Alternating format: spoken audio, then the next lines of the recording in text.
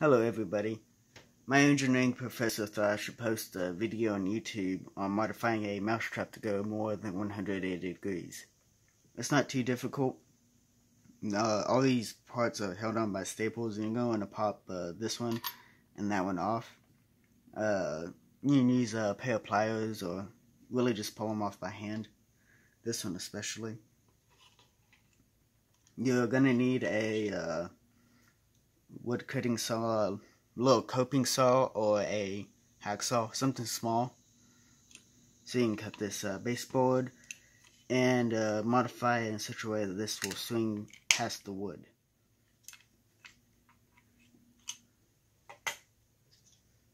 I've got this one that I cut up already, so I don't have to sit here and do that. Anyway, from about there to there, you only really need what's in the center. Everything else, you need to just get rid of, really. And keep a note, though, that you need a little bit for back here. See, the two staples hold on your bar, and your bar holds on the spring here. But the spring needs a little something to give tension against. And it wraps around, and it comes out from underneath here. And this side is notable because you're going to have to cut into the wood about that far, since the spring is on this side of the staple and the bar is on that side. And the spring wants to sit on the wood platform, so after a certain point that does nothing. Just kind of things to keep in mind. Another thing is, it's better to take from this side, I found, than that side, because the way it gives tension, since you're pushing against that way, at least this is what it seems like, it's got a little bit more of this, kind of that way, so you're more likely to have the staple pop out or just break from the wood. Now, you could use a different thing to hold the spring on, use a different base entirely. It's all dependent on what your professor will allow you to get away with. By the way, you can just pop that in and out. It's handy if you're just trying to set things up.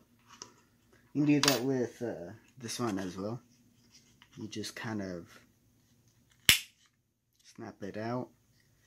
Getting it back in is a little tricky. You gotta lift it up and squeeze it back on. Broke this because I was using it to hold it on, so I could cut this diagonal piece, and it got worn out. Kind of leads to a second thing. You are more likely gonna break a trap or two, so have more than a few. And if you can get this part off, it just kind of squeezes out from the back. And it's actually a little easier than trying to push, get it out that way. It's like a burr on there. But you just slide this out, and the spring will pop off.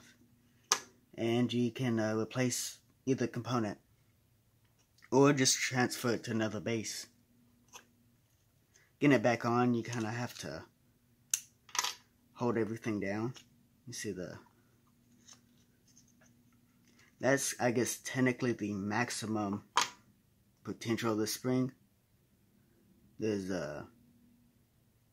that's it. From there to all the way round up, I guess I shouldn't say the potential, the least potential of the spring, I should say. Anyway, kind of put it right about there.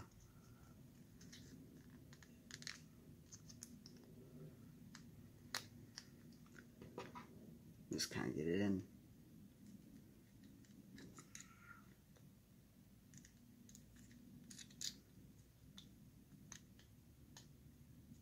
There you go.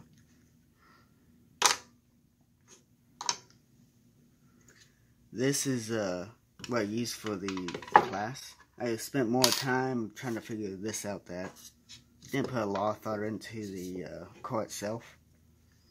Anyway, as you can see, I cut way in So this has plenty of room. And on this side, I cut so far that the staple is visible, but not much here. There's just enough room for the spring back here, and really nothing else. As you can see, it goes almost 270 degrees, but it kind of gives a unique issue. Most of your mouse traps are going to go from here up and back down, kind of make a triangular shape. But this one is going to start way back here. It's going to go up, and then after that, it's just going to move a little bit. You're not going to get much out of it. So to get around that, I bent this inward. That way, when this comes up, it's going to come down and catch, so it can make the triangular motion. You can use a little rod or a pulley if you can make one. Anything just for it to snag. Or you might come up with a method entirely different. Something else. You could actually get a little bit more out of the spring if you were to slip something past under here between this board and the back of the spring, because it'll increase the maximum potential and give you more. It all depends on the professor themselves if they would allow such modifications and how far they allow it to be modified. But you're not changing the spring itself really, you're just increasing what it can do, even if you're raising that side.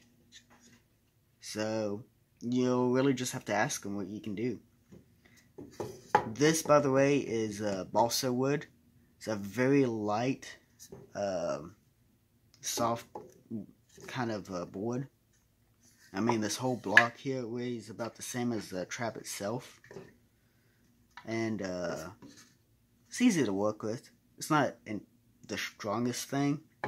You can dent it, but it does hold a screw in, so it works.